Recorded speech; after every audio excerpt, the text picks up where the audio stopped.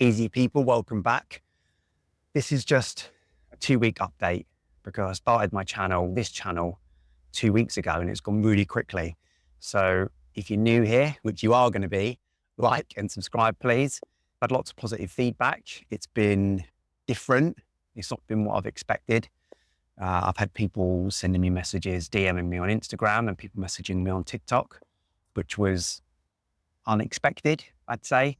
What I did was I created this channel, or I have created this channel, and I've gone into it with no expectations.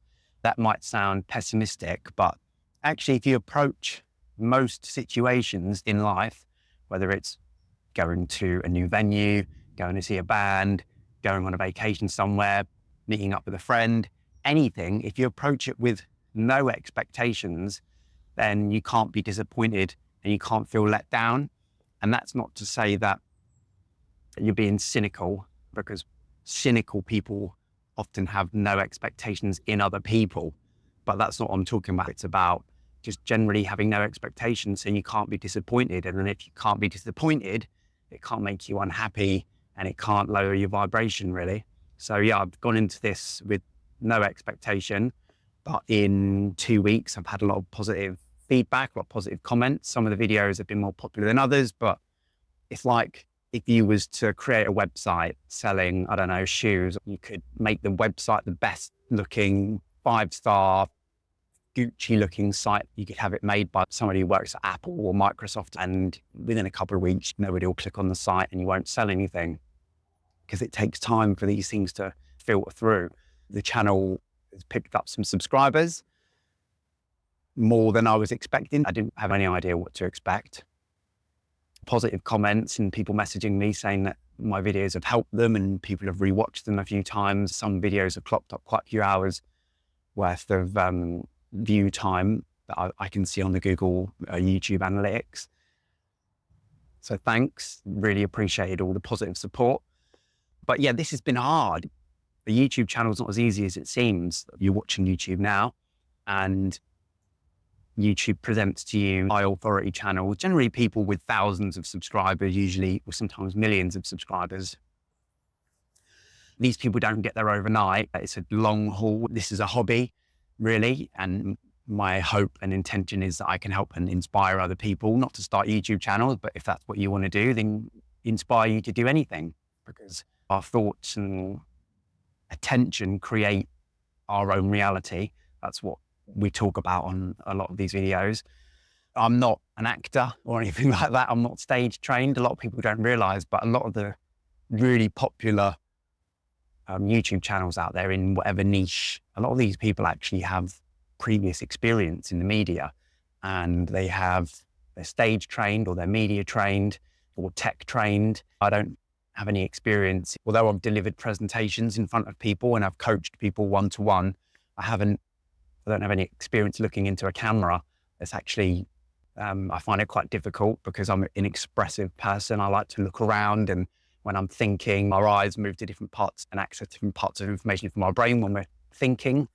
And I like to look around. I'm the same if I'm having a conversation with somebody in real life. I'll make eye contact and I'll look away and think, and then I'll make more eye contact. I personally find if I'm having a conversation with someone and there's too much eye contact, and it's strong, then sometimes it can be a bit creepy because it's something unnatural about it. But that's not the same with everybody.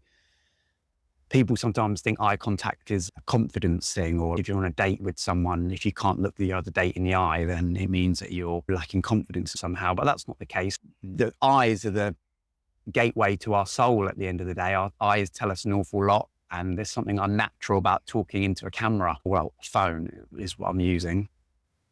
It doesn't come natural to me. I know that I probably need to look at the camera a little bit more, but that's not because I'm lacking confidence. It's just because that's the way I get my thinking. I look around while I'm accessing my memories and my thoughts, because I don't have a script. I don't have an auto cue. I'm not reading verbatim like a newsreader. I just have a few notes, or literally half a dozen bullet points about things that I'm going to talk about. I'm just winging it really, or freestyling it. I'm literally talking from the heart. I think if you are talking from the heart and with passion, then you shouldn't need a script. I get put off by channels on YouTube which have been overproduced and it's clearly all scripted, because there's something unnatural about that. It tells me that there's a production value behind the channel. I use a free editing software, just a YouTube Studio app, really. My videos have a bit of a cut in them just because I am freestyling it and talking naturally. It means it has to be edited and clipped out because there'll be filler words and I'll be pausing while I'm thinking.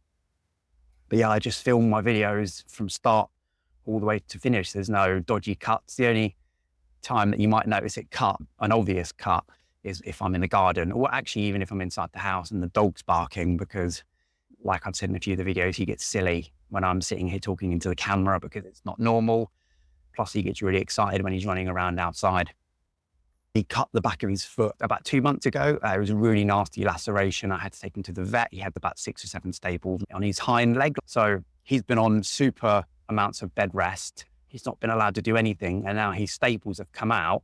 So he's outside with me because he's not been outside for a couple of months. He's getting extra excited. He's running around, having the zoomies, digging and barking at me. Sometimes I don't stop the recording. I have to get up and get him back under control and give him a treat and get him quiet. And then I'll just start talking again. But what that means is that I don't always sit down in the same place that I might have been sat down. So you notice sort of the background change. But this is just the raw format of making videos. There's no production behind it. No stage training or theatre training. I'm just letting the kind of universe guide me and, trust the process is a saying. We'll just trust that what will be, and my videos find people who will benefit from them. There's no point watching channels for hours if we're not getting anything from it or we don't find it interesting. I watch YouTube as well. I don't watch every channel, every video from start to finish. I get it. Sometimes we lose track or lose interest. We don't always agree with everything the video is telling us, or it's not always relevant. Making a video where every single sentence that I've said is 100% relevant to you is difficult, and it's almost impossible because we don't always agree, and that's okay because we're all human and we're all at different stages of our journey and different parts of our path. Some of us are further along than others. So if I'm talking about a subject and you already well versed on it, then you might not want to watch it. But everybody has different experiences on any given niche or subject. We're generally talking about the divine here, our divine guidance, our absolute ability to manifest, self-confidence, and how to raise your vibration and be the best and highest version of yourself. That's what this niche is, but that's not all I talk about. If I was just to be making a daily video and it's purely about manifesting, then it's going to be a bit boring. And although manifesting as a topic is diverse, it's, okay, here we go. It's what I was telling you about. He's barking. All right, so this is going to be a cut now. So he's quiet, but I don't have any treats for him because I forgot to bring them out here with us. So let me know what you think about the video, about the channel. Putting yourself out there so that your face is on the internet. You're watching me now, and I'd imagine everybody who's watching this isn't going to know me. You're not going to know anything about me. We've never met before. Chatting and connecting with a stranger is quite a strange phenomenon. You may have thought about making a YouTube video yourself. My encouragement is to do that because I think this is actually, I wasn't lacking in self-confidence, but it has made me happier. I wouldn't necessarily say it's risen my confidence, but it's made me happier. It's something to look forward to and it's exciting. I'm actually finding it fun, even though the idea of editing a video would have been a nightmare a couple of years ago. I'm actually finding it fun. So if it's something that you're interested in doing, go for it. When you're recording the video, it's just you and the camera. If the idea about public speaking or standing in front of 100 people and delivering a presentation is fearful and worrisome, I understand that, but we can actually work on why that gives you anxiety and why we don't enjoy things like that. It's common for people not to like standing in front of other people talking. But when I'm making this video, and if you was to make a video, it is just you and the camera. There's nobody else around listening in. So that should alleviate a lot of anxieties and fears about making a video. The only thing you really have to worry about is being judged by the people watching the video. And like I talked about in one of my other videos about why we shouldn't care what other people think, is people actually too busy thinking about themselves. People might watch a video that you make, or this video, or come across one of my videos and for some reason take an instant dislike. You know, it might be like, you don't like my hairstyle, or you don't like my choice of sweatshirt. You don't like the fact that I'm in England. You don't like the topic that we're talking about. We can all dislike other people for different reasons, and that might just mean you swipe the other way and don't listen to what we've got to say. Yeah, that's a shame, but I don't take it personally.